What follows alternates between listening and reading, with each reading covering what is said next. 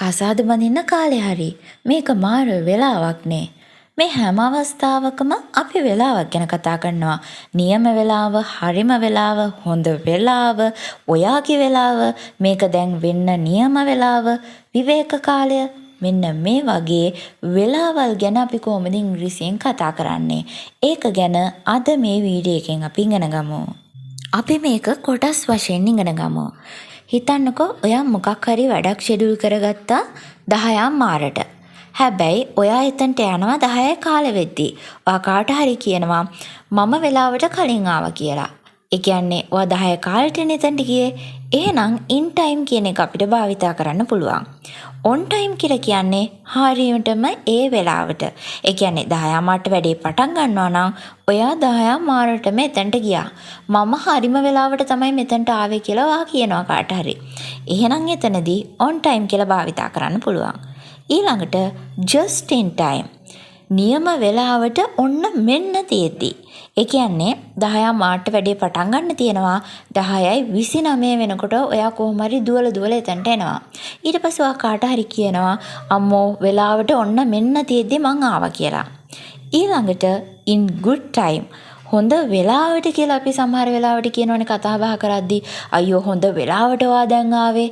මෙන්න මේ වගේ අවස්ථාවක in good time කියලා භාවිතා කරන්න පුළුවන්. ඊළඟට in your own time. ඔයාගේ වෙලාවෙන් මේක කරගන්න. සමහර වෙලාවට අපි මේ වගේ වාක්‍ය භාවිතා කරනවා. ඔෆිස් එකේදී කතා බහ කර ඉන්න බෑ, විහිළු කර ඉන්න බෑ. ඒව කරන්න ඕන නම් ඔයාගේ වෙලාව ගන්න. එන්න මෙහෙම අපි කාට හරි බනිනවා කියලා හිතන්නකෝ. එතනදී ඔයාගේ වෙලාව ගන්න කියලා කියද්දී in your own time කියලා කියන්න පුළුවන්. ඊළඟට about time. මොකක් හරි දෙයක් වෙන්න කාලේ හරි කියලා කියනවා. මේක දැන් වෙන්න කාලේ හරි. කසාද බඳින්න කාලේ හරි. මේ එක්සෑම් එක ලියන්නවට කාලේ හරි. මෙන්න මේ විදිහට මොකක් හරි දෙයක් කරන්න කාලේ හරි කියලා අපි කෙනෙක්ට කියනවා. ඊළඟට time off විවේක කාලය. මොකක් හරි විවේක කාලයක් ගැන අපි කතා කරනවා. දිගටම වැඩ කළා හොඳටම මහන්සි නම් පොඩි විවේකයක් ඕනේ, රෙස්ට් එකක් ඕනේ කියලා කියද්දී time off කියන යෙදුම අපිට භාවිතා කරන්න පුළුවන්. ඊළඟට take your time. ඔයාගේ වෙලාව ගන්න. මොකක් හරි වැඩක් කරනකොට කවුරු හරි අපි කියනවා හරි කලබල වෙන්න එපා, හිමීට වෙලාව අරන් කරන්න කියලා. එන්න ඒ අර්ථය අපිට භාවිතා කරන්න පුළුවන් take your time කියන එක භාවිතා කරලා. ඊළඟට make time. වෙලාව හදාගන්න. මාව හම් වෙන්න ඕන වෙලාව හදාගන්න. එයාව මීට් වෙන්න යන්න ඕනේ නම් කොහොම හරි වෙලාව හදාගන්න. වැඩ තිබ්බා කියලා බෑ. මෙන්න මෙහෙම අපි කියනවා කාට හරි. වෙලාව හදාගන්න කියන එකට make time කියලා කියන්න පුළුවන්. ඊළඟට time after time.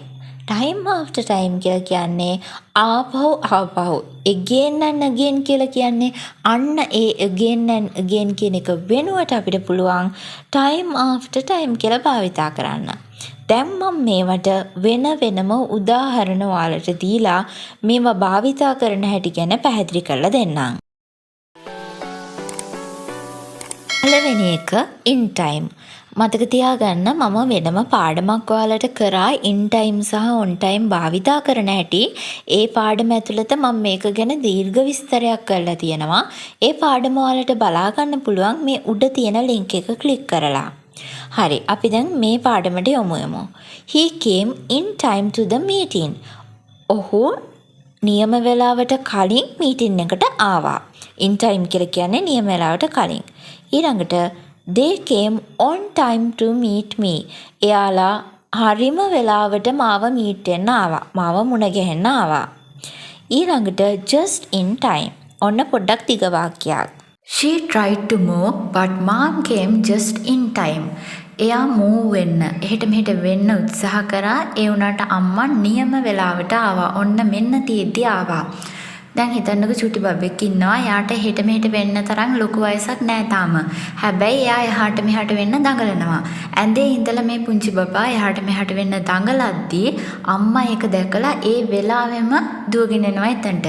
එතකොට බබා වැටෙන්න ඔන්න මෙන්න තියෙද්දි තමයි අම්මා එතනට දුවගෙන ආවේ. just in time කියලා කියන්නේ ඔන්න මෙන්න තියෙද්දි. She tried. ඇය උත්සාහ කරා to move එහෙට මෙහෙට වෙන්න but නමුත් mom came අම්මා ආවා just in time ඔන්න මෙන්න තියෙද්දි. ඊළඟට just in time එකට පස්සේ in good time. I went there 9:45 a.m. I arrived in good time for the 10 a.m. meeting. මොකක්ද මේකේ තේරුම? මම 9:45ට එහට ගියා. I went there 9:45 a.m.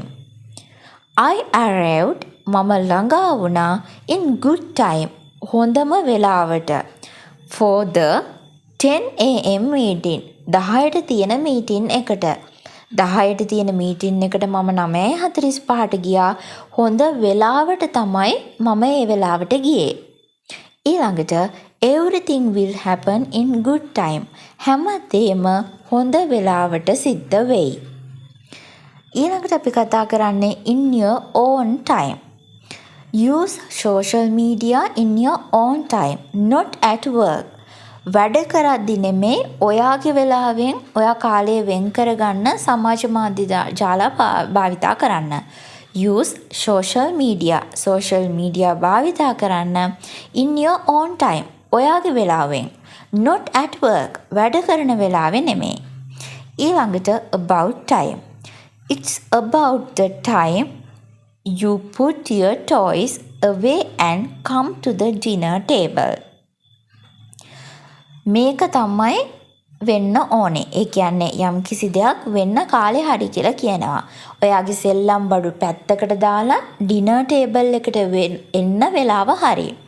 අපි මේක දිග වාක්‍යයක් නිසා කොටස් කරලා කතා කරමු. It's about the time. මේක තමයි වෙලාව. It's about the time you put your toys away. ඔයාගේ සෙල්ලම් බඩු පැත්තකට දාන්න and සහ come to the dinner table. Dinner table එකට එන්න. මේක තමයි හරි වෙලාව ඔයාගේ සෙල්ලම් කරන එක නතර කරලා රෑ කෑම ගන්න එන්න. ඊළඟට time off. Please call to the boss and book some time off. කරුණාකරලා බොස්ට කතා කරලා යම්කිසි විවේක කාලයක් ගන්න. ඊළඟට make time. වෙලාව හදාගන්න කියලා කිව්වේ අපි. අන්න ඒක.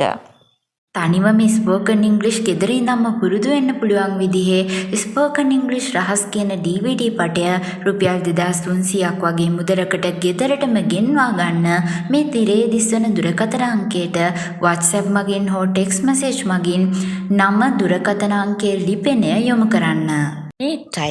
Make time කියලා කියන්නේ වෙලාව හදාගන්නවා කියන එක. I'll make time to visit you. මං වෙලාව හදාගන්නම් ඔයාව මුණ ගැහෙන්න.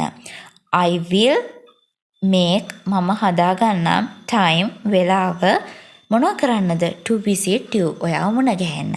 අන්තිම එක time after time ආපහු කියන අර්ථය. I told her time after time මම ඇයට කිව්වා ආපහු time after time again and again.